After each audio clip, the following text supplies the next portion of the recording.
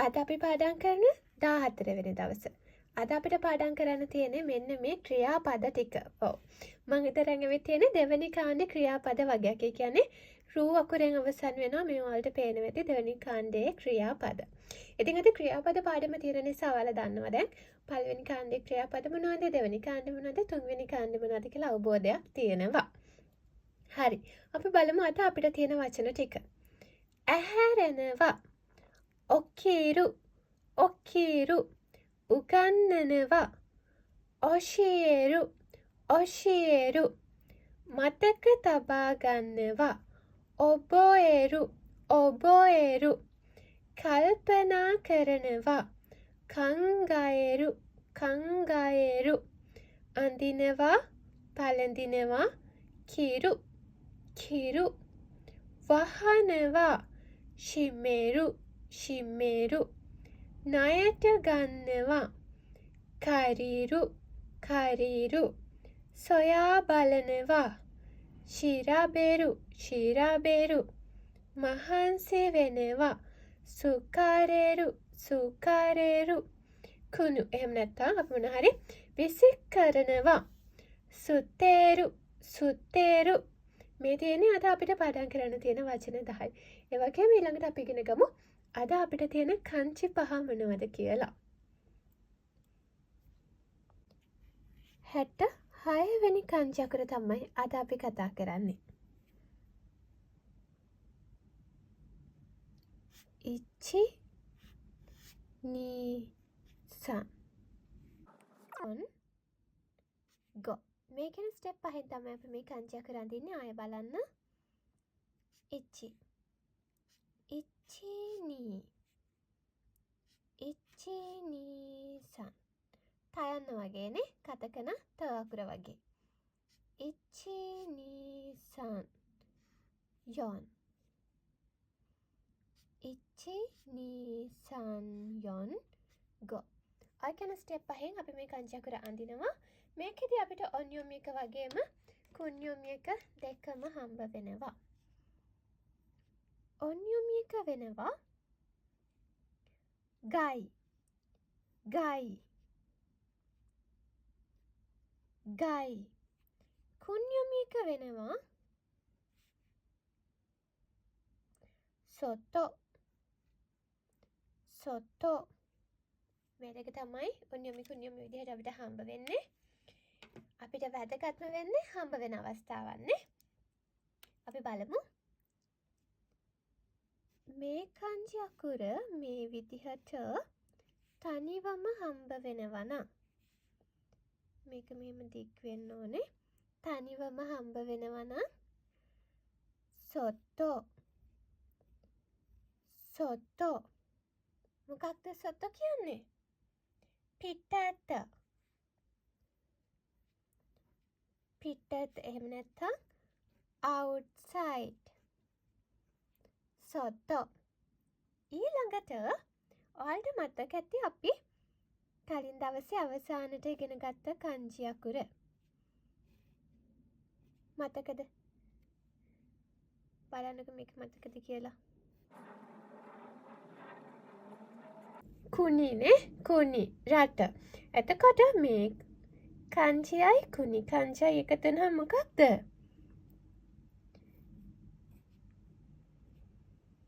ගයි කොක්කොක්කු. ගයි කොක්කු කියනවා foreign country වලට. ඒ කියන්නේ පිට රට. පිට රට. Foreign country. මේ කංචියෙන් පිට. මේ කංචියෙන් රට. ගයි කොක්කු. පිට රට නේ. ගයි කොක්කු. හරි. එතකොට දැන් ඔන්න බලන්න මේක අඳුරනවද කියලා.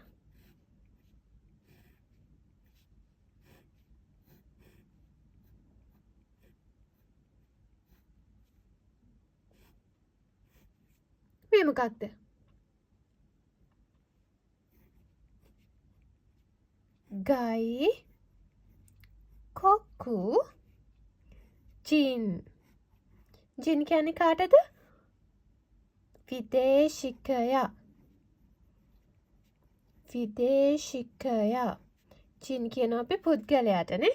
එතකොට විදේශිකයා වෙනවා. ඒ කියන්නේ ගායිකකු චින් කියනවා foreigners නේ. foreigner. foreigner කෙනෙක් දැකපුවාම කියනවා ගයියෙක් කියලානේ. ගයියෙක් කෙටි කරලා. මොකද්ද මේ ගයියා කියන්නේ එතකොට? ගායිකකු ජින්. ගායිකකු ජින්. එතකොට පිට රට නම් ගායිකකු. ගායිකකු. පිටත කියන එකෙන් තමයි මේ ටික හැදෙන්නේ. සොතෝ. සොතෝ. 67 වෙනි කංචි අකුර. බලන්නකෝ මේ කංචි අකුර.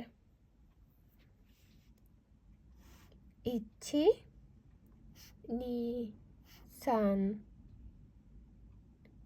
යොන් ගෝ රකු නන හචි. ස්ටෙප් ටික බලන්න. ඉචි ඉචි නී සන් යොන් ගෝ ඉචි නී සන් යොන් ගෝ රකු නන හචි. මෙන්න මේ ස්ටෙප් අතෙන් තමයි මේ කංචි අකුර අඳින්නේ.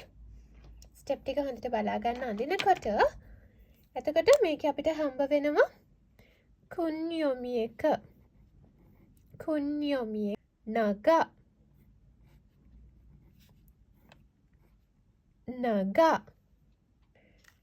එතකොට මේකෙන් අපිට හම්බ වෙනවා එක අවස්ථාවක්. බලන්නකෝ මේ කංචි අකුර මෙන්න මේ විදිහට හම්බ වෙනවා නම් යන්නත් එක්ක මොකක්ද? නගයි.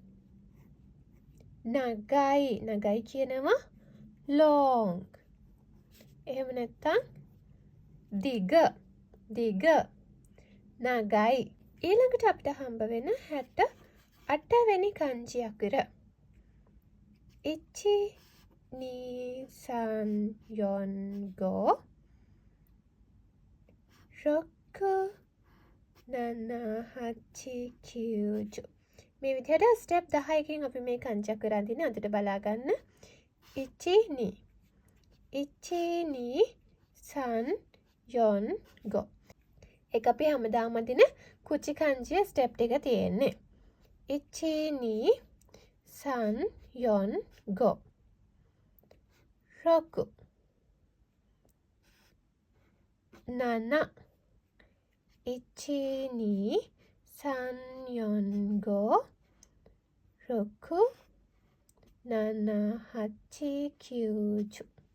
ඔන්න ඔය විදිහට මේ කංචි අකුර අපිට හම්බ වෙනවා කුන්යොමි එක.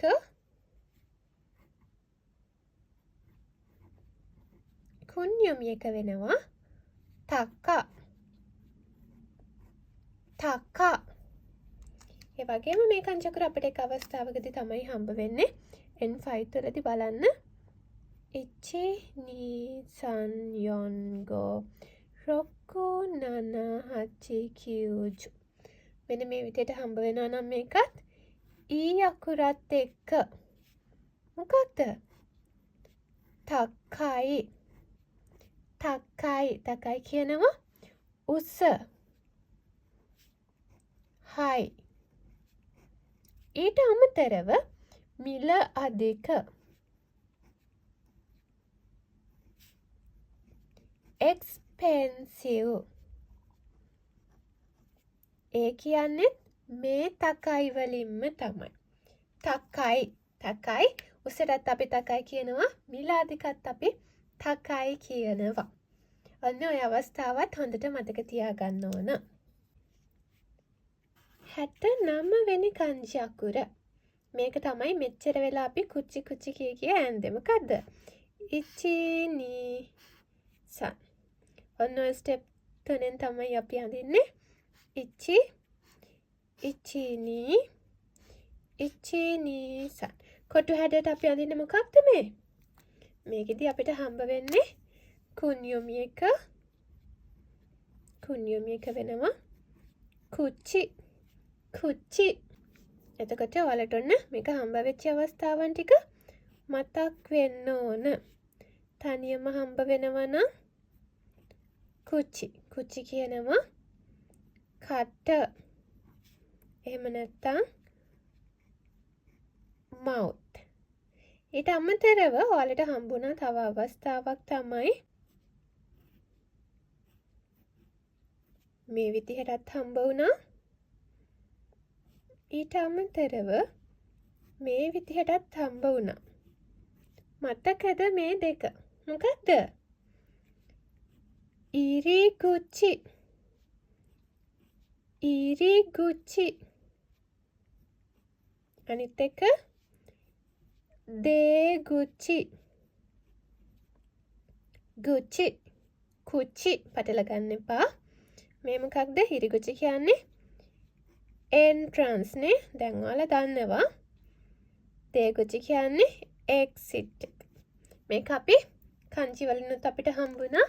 වචන වලිනුත් දැන් අපිට හම්බ වෙලා තියෙන්නේ. හරිද?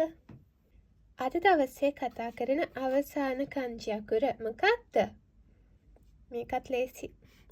ඉචි නී සන් යොන් ගෝ. අච්චරයි. ඉචි නී. ඉචි නී සන්. ඉචි නී සන් යොන් ගෝ. මොකක්ද මේ? අපි ලියලා මිමුකෝ.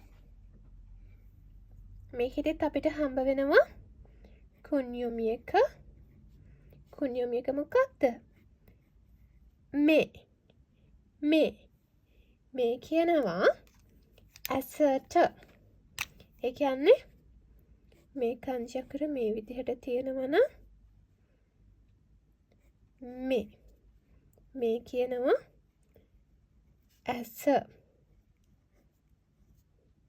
බලන්නකෝ මේ kanji අකුර අනිත් පැත්ත හැරෙව්වොත් ඒ කියන්නේ මෙන්න මේ විදිහට බැලුවොත් ඇහක් නේ තියෙන්නේ නේ.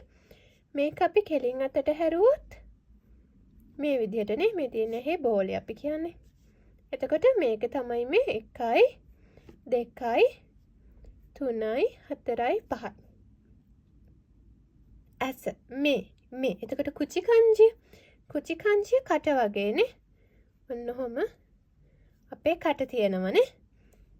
ඒක තමයි මේ මෙන්න මේ විදිහට හයියෙන් කෑ ගහනවා වගේ නේ. මේ විදිහට හයියෙන් කෑ ගහනවා වගේ ඔන්න කට ඇරලා තියෙන විදිහට ඇවිත් තියෙන්නේ. එතකොට ඔන්න kanji 70ක් අපි මේ වෙනකොට දන්නවා. අමතක වෙන්න නම් බෑ මේ kanji 70. මෙතන kanji 70ක් වුණාට ඔයාලා මේක දන්නේ භාවිතා කරන අවස්ථාවනත් එක්ක. ඒ නිසා අමතක කරගන්න එපා. මගේ අරගන්න නැතිව මේ දිනදා දෙන ටික දිනදා පාඩම් කරන්න. එතකොට ආය අමුතෙන් පාඩම් කරන්න ඕනෙත් නෑ. ඔයාට මේක හරියම ලේසි. ඒ නිසා මගේ අරගන්න එපා. එදිනදා ටික එදිනදාම කරන්න.